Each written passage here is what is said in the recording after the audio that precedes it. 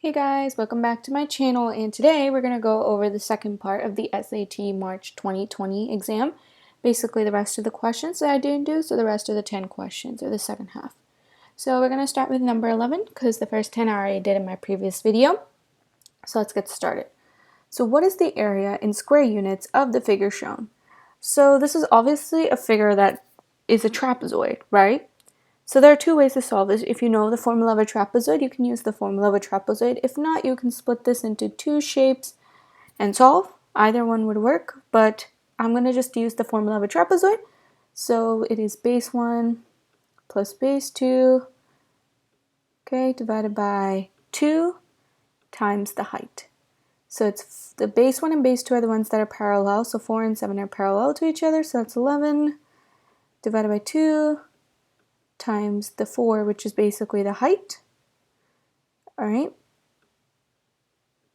And so that gives you 44 over 2, which is 22. So the answer would be B. So you would just use the formula of a trapezoid, or you can split this into a triangle and rectangle.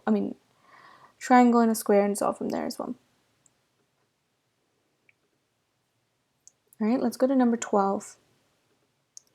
What is the y-intercept of the graph y equals 4 to the power of x in the xy plane? So y-intercept means that you have a 0 in the x, wherever the x is. So obviously you just need to find where x is 0, and if you can see from here, C is the only one where x is 0, so the answer would be 0, 1, and if you plug in 4 to the power 0, because if x is 0, it would be y equals 1. So it works. Alright, this one, what is the sum of solutions to the given equation? So I recommend first putting all them, combining like terms, stuff like that. So you have x squared, so that doesn't really have a term, but you have negative 14x and then 2x.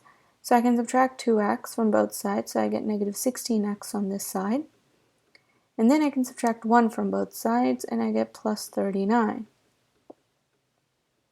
And I get equals 0. Now it says, what is the sum of the solutions? So solutions are basically the roots, or the roots.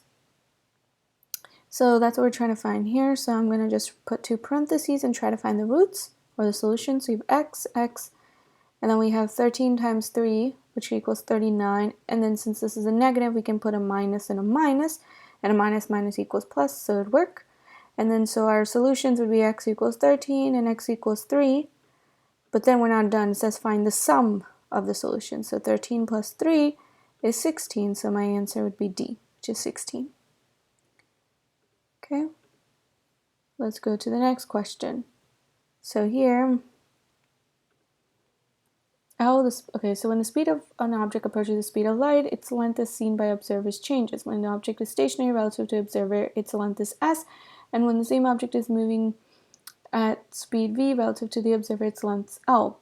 The formula above expresses L in terms of S, V, and C, which of the following gives the speed of the object in terms of the other quantities. So we're trying to find V.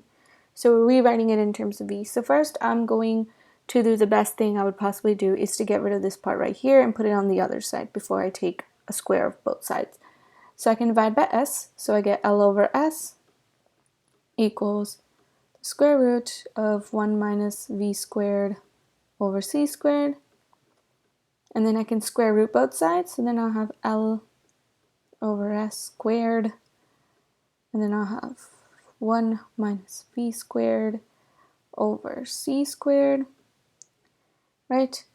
And then I'm going to do something, and I'm going to make this a common denominator, or actually I'm going to add 1 first on both sides, right? So I'll have L over S squared plus 1, minus 1, I'm sorry, because I'm going to subtract 1 from this side and put it on the other side. And then I'll get negative V squared over C squared. And then I can multiply by negative C squared. All right. So that's what I'll do. I'll multiply by negative C squared. So I'll get negative C squared.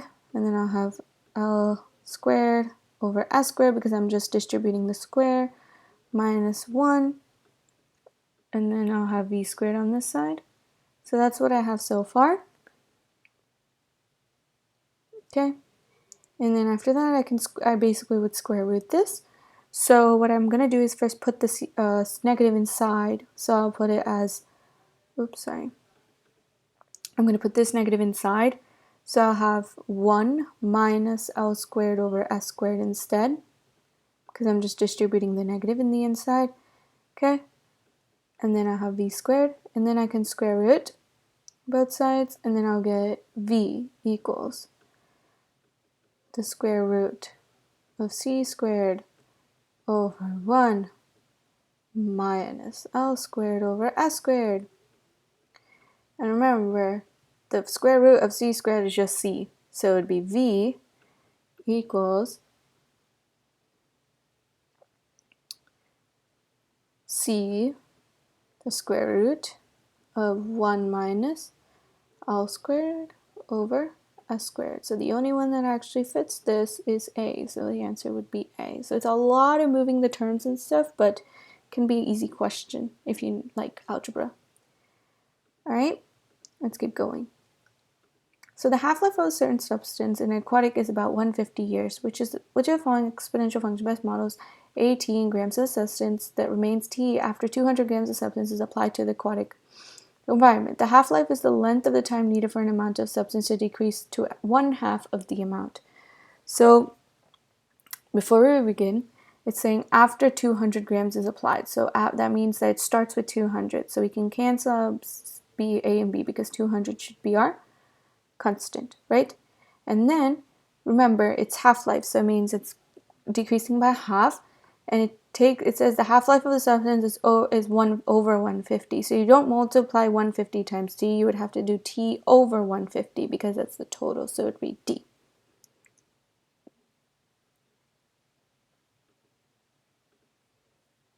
All right. Now these questions are the open-ended questions, but they can be pretty straight. So the graph of y equals mx plus b is where m and b are the constants shown. So what is the value of m? So m is basically the slope and b is the y-intercept. So we're basically trying to find the slope. Slope is y2 minus y1 over x2 minus x1. So they give us 2 points, so we're just going to use those. So this point is 0, 4, and that point is -1, 2. And they give us some other ones, but I'm going to use those two, and then I'm going to subtract. So y's are 4 minus 2, and then 0 minus -1. Then we get 2 over 1, because 0 plus 1 is 1, and the slope is 2, so m equals 2. All right, let's keep going.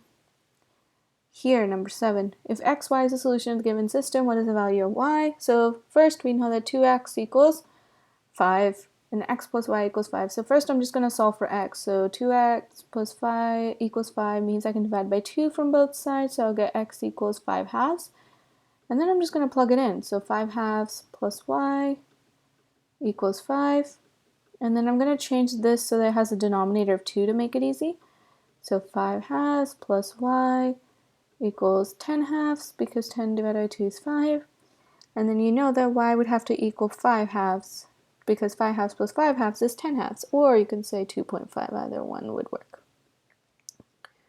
Okay, okay, let's keep going. This question, what positive value of x satisfies the equation above? So first I'm just going to, solve and see. If you see here, you have 2 solutions, right?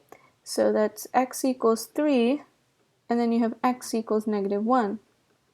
Because those are roots. And then it says for the positive x, so it would be x equals 3, and if I plug in 3, since it's multiplying, it would equal 0. All right, let's keep going. What value of x satisfies this equation? So first I'm going to add 0.6 on both sides, so I'll get 3x equals 2.4.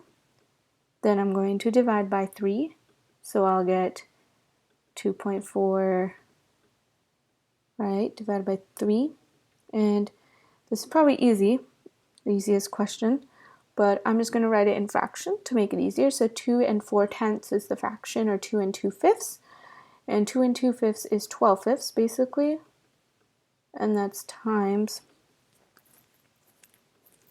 1/3, because keep, change, flip. So you get 12 over 15, and then I can divide by 3 on the top and bottom, so I get 4/5, or another way of writing it is 0.8 because you get 2/5. 2.4 divided by 3 will also equal 0.8 in decimal. So 4/5 or 0.8 would both give you the same answer if you fill them in. Alright, so now the last question. A square is inscribed in a circle with a radius of 6 square root 2 inches. What is the perimeter of the square in inches?